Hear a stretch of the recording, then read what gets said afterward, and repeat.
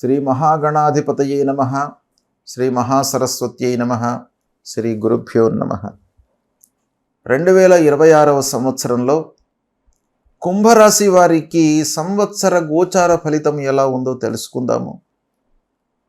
ఈ 2026వ సంవత్సరంలో ముఖ్యమైనటువంటి గ్రహాలు గురు, శని, రాహువు, కేతువుల యొక్క స్థితి ఎలా ఉంది అనే విషయాన్ని మనం చూసినట్టయితే, గురువు ప్రారంభం నుండి 1 జూన్ వరకు మిథున రాశిలో సంచరిస్తున్నాడు. 1 జూన్ నుండి 31 అక్టోబర్ వరకు కర్కాటక రాశిలో సంచరిస్తున్నాడు. 31 అక్టోబర్ నుండి 24 జనవరి 2027 వరకు సింహరాశిలో సంచరిస్తున్నాడు. రాశిత్రయ సంచారం ఉంది ఈ సంవత్సరము. ఇక శనీశ్వరుడు మీనరాశిలో సంచరిస్తున్నాడు. రాహువు కుంభరాశిలో సంచరిస్తున్నాడు. కేతువు సింహరాశిలో సంచరిస్తున్నాడు. రాహువు కుంభం, కేతువు సింహం. ఇలా గ్రహస్థితి ఉంది. అయితే ఈ కుంభరాశి వారికి ఈ ప్రధానమైనటువంటి గ్రహాల యొక్క ఫలితం ఎలా ఉంది అనే విషయాన్ని మనం చూసినట్టయితే, గురువు పంచమ, షష్టమ, సప్తమ స్థానాలలో సంచరిస్తున్నాడు. అంటే గురువు యొక్క అనుకూలత ఎక్కువ ఉంది.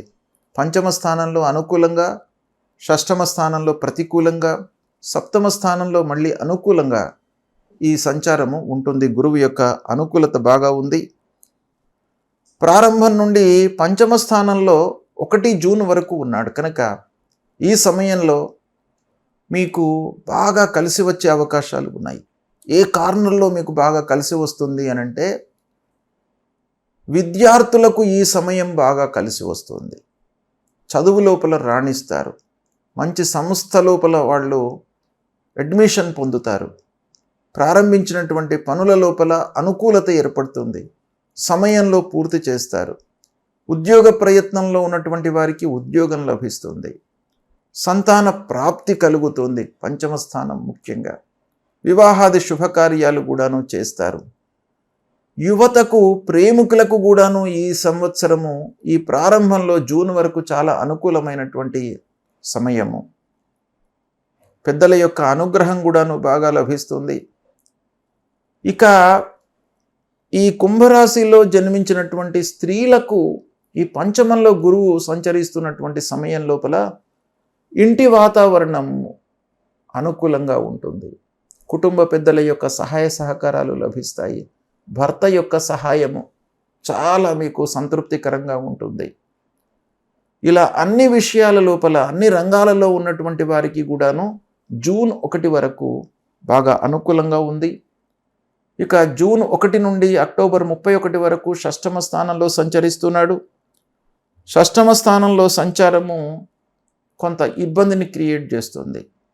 ఏ విషయంలో మనకు అనంటే, మీకు వర్క్ లోడ్ పెరిగేటువంటి అవకాశాలు ఉంటాయి ఈ సమయం లోపల.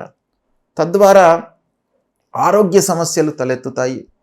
ఆహార నియమాలను పాటించకపోవడము, సమయానుకూలంగా పనులు చేయకపోవడము, తద్వారా ఒక రకమైనటువంటి టెన్షన్ వాతావరణం అనేటువంటిది మీకు కలిగే అవకాశాలు ఉంటాయి.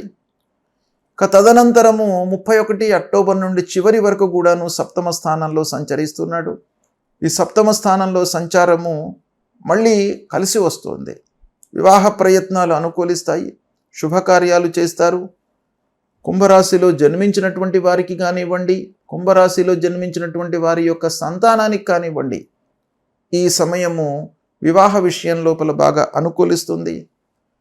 ఇక వ్యాపారస్తులు, భాగస్వామ్యంలో చేస్తున్నటువంటి వాళ్ళు, అంటే పార్ట్నర్షిప్లో వ్యాపారం చేస్తున్నటువంటి వాళ్లకు ఈ 31 అక్టోబర్ నుండి 24 జనవరి 2027 వరకు సుసమయము. అన్ని రకాలుగా కూడాను అభివృద్ధి కనబడుతుంది. స్టెప్ బై స్టెప్ మీరు మంచి ఆలోచనలు తీసుకుంటూ ముందుకు వెళతారు. ప్రోగ్రెస్ అనేటువంటిది చాలా కలిసి వస్తుంది, మీకు ఈ సమయంలో ఉంటుంది అనేటువంటి విషయం ఈ గురు మూలకంగా తెలుస్తుంది. ఇక ఇదే సమయంలో 2వ స్థానంలో శని సంచరిస్తున్నాడు. 2వ స్థానంలో శని ప్రతికూలం. ఏల్నాటి శని చివరి ఫేస్లో ఉన్నాడు. 2వ స్థానం కనుక డైరెక్ట్గా మనకు కుటుంబము, ఆర్థిక స్థితి, మాట, పలుకుబడి వీటిపైన ప్రభావం చూపిస్తాడు. కనుక మీరు అయినంత మట్టుకు ఆదాయ మార్గాలను అన్వేషిస్తూ ఖర్చులను నియంత్రించుకుంటూ ఉండడము ఈ సమయంలో చాలా మంచిది. ఆర్థిక నియంత్రణ అనేటువంటిదే మీకు బలాన్ని ఇచ్చేటువంటి అంశం శని మూలకంగా. మీరు ఎంత కష్టపడినప్పటికీ ఆ డబ్బు విషయంలో నియంత్రణ లేనట్టయితే మీరు ముఖ్యమైనటువంటి పనులు చేసేటువంటి సమయంలో మీ చేతిలో డబ్బు లేకపోవడం అనేటువంటిది కనబడుతుంది. కాబట్టి ఈ ఒక్కటి మీరు చేసుకున్నట్టయితే ఆ శని ప్రభావం మీకు తగ్గుతుంది. ఇక రాహువు జన్మస్థానంలో ఉన్నాడు. జన్మస్థానంలో రాహువు మూలకంగా కొంత అన్సర్టనిటీ ప్రివేల్ అవుతుంది. అస్థిరత, మీరు ఏ పని చేసినప్పటికీ మీమాంస అనేటువంటిది బాగా కనబడుతుంది. అంటే చేయడమా చేయకపోవడమా అనేటువంటి విషయంలో మీరు ఒక నిర్ణయానికి రాలేనటువంటి స్థితిని మీకు ఆ రాహువు కల్పిస్తాడు.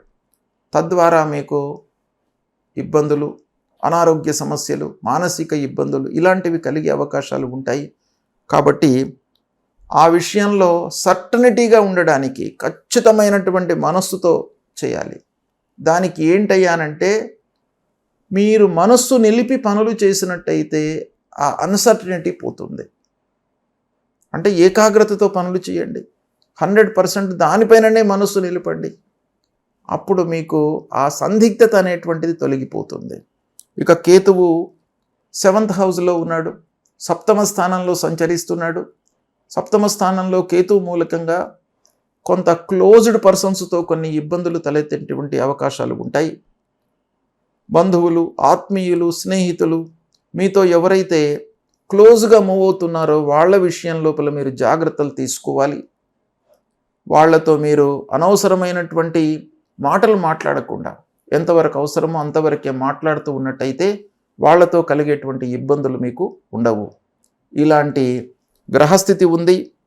అయితే ఓవరాల్గా మనకు చూసినట్టయితే కుంభరాశి వారికి శని ప్రభావము 2వ స్థానంలో ఉన్నాడు, ఏలినాటి శని.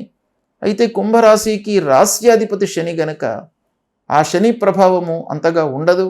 అయినప్పటికీ మన వైపు నుండి కొన్ని నియంత్రణలు ఖర్చు విషయం లోపల తప్పకుండా తీసుకోవాలి.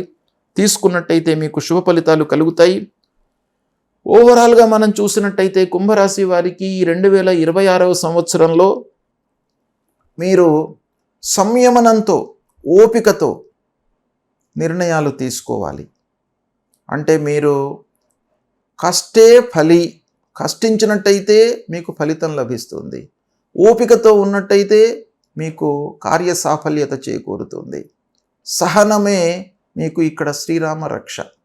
కాబట్టి ఓపికతో ఉండండి, మీరు సత్ఫలితాలను పొందుతారు. ఈ విధంగా గ్రహస్థితిని మనం ఓవరాల్గా చూసినట్టయితే 55% మీకు మంచి ఫలితాలు కలిగేటువంటి అవకాశాలు ఉన్నాయి. ఇకపోతే కుంభరాశి వారికి శని 2వ స్థానంలో ఉన్నాడు, రాహు కేతువులు కూడాను ప్రతికూలంగా ఉన్నారు. కాబట్టి శివార్చన చేయండి, శివాలయానికి వెళ్ళండి ప్రతినిత్యం కూడాను. ప్రతినిత్యము మీకు వీలు కానట్టయితే సోమవారం కానివ్వండి, శనివారం కానివ్వండి, ఒకరోజు మీరు నిర్ణయించుకోండి. ఆ రోజు తప్పకుండా పంచాయతన పూజ మీరు చేయండి. అంటే శివాలయంలో గణపతి, అమ్మవారు, నాగేంద్రుడు, విష్ణువు, శంకరుడు ఇలా 5 దేవతలు పంచాయతన పద్ధతి లోపల మనకు పూజా విధానం ఉంది. కాబట్టి ఆ శివాలయానికి వెళ్ళినట్టయితే భగవంతుడి యొక్క అనుగ్రహం లభిస్తుంది. దైవ దర్శనం చేసుకోండి, తప్పకుండా మీకు శుభ ఫలితాలు కలుగుతాయి. శుభం.